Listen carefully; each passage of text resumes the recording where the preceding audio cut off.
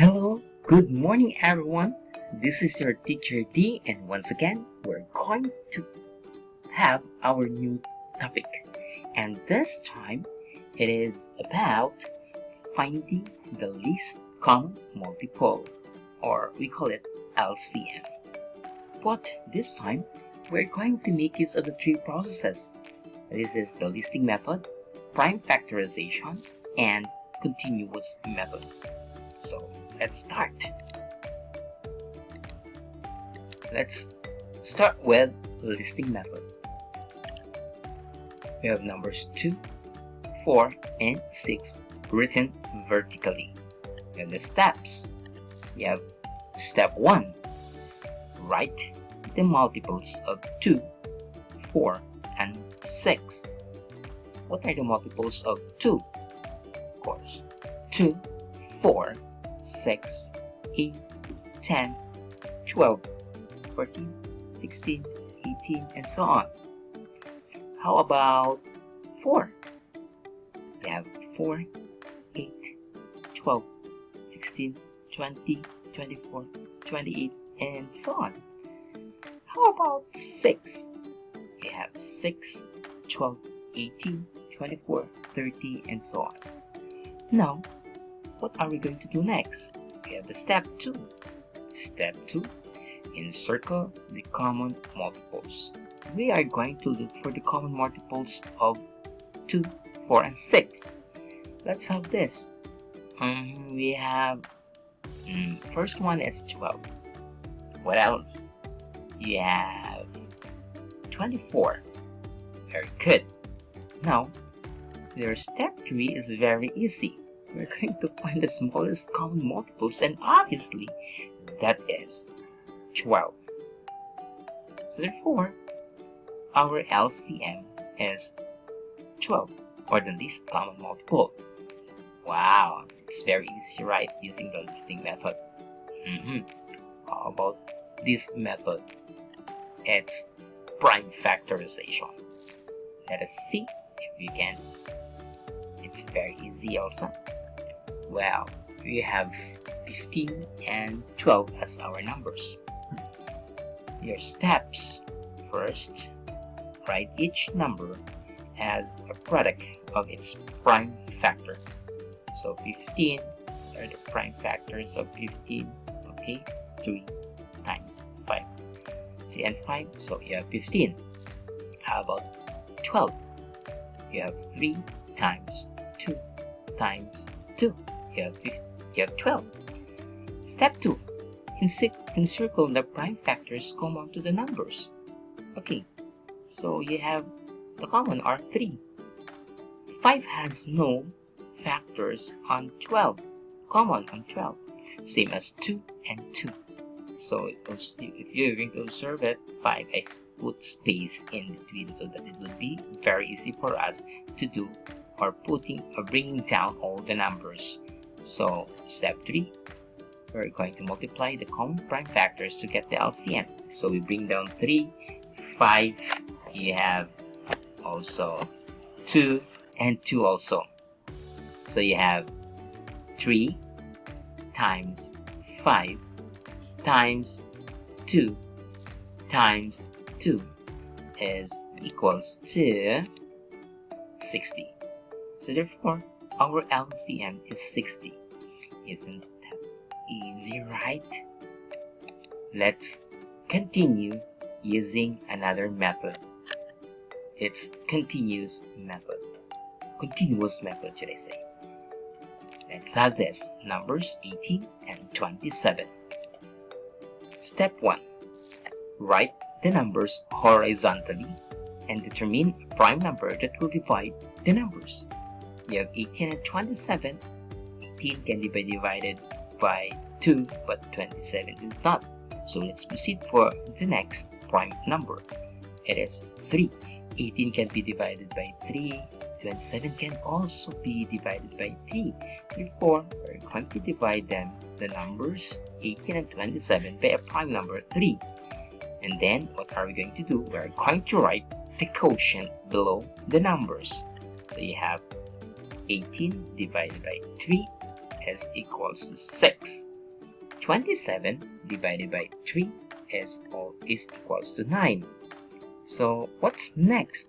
Step 3. We're going to continue the process until none of the numbers have a common prime divisors. So 6 and 9, it's divisible both by 3. So we're going to divide it by 3. 6 divided by 3 is 3. It's 2. And 9 divided by 3 is 3. Oh, 2 and 3 are already in the prime numbers. So what are we going to do? We're going now to end our method of dividing. Then we are going to find the product of the prime divisors and the set of quotients. You have 3 times 3 in your divisors and 2 and 3 in your quotients. So 3 times 3 is 9 times 2 is 18 times 3 is 54. So we have already the answer. We have LCM is 54. Let's continue using the same method, which is continuous method, but this time it has 3 numbers: 12, 16, and 20. Step 1. The same also, we're going to write the numbers horizontally and determine a prime number that will divide at least 2 of the numbers. Let's have 2 still, because 12, 16, and 20 are both divisible by 2. So the lowest prime number that we can divide is 2. So next, step 2, divide the numbers by a prime number 2 to obtain, and then write quotient below the numbers. So you have 12 divided by 2 is 6, 16 divided by 2 is 8, and 20 divided by 2 is 10. What is step 3? We're going to continue the process until none of the numbers have common prime divisors. So there is this one thing that you have to take note. If the number cannot be divided by the prime divisor, just retain it. Okay, let us try. 6, 8, and 10 are numbers which are even, and still we are going to make use of 2 as our divisor. So 6 divided by 2 is 3. 8 divided by 2 is 4. And 10 divided by 2 is 5. Looking at our quotient 3, 4, and 5, they are already numbers. 3 and 5 are numbers which are prime numbers. But how about 4? It is still composite number. So we are going to continue the process of obtaining the quotient. Okay, so what prime number that can be divided to 4? So still 2. So we're going to divide it by 2. And how about 3 and 5? What are we going to do? It is said that we are going to retain it. So we're going to copy 3. 4 divided by 2 is 2.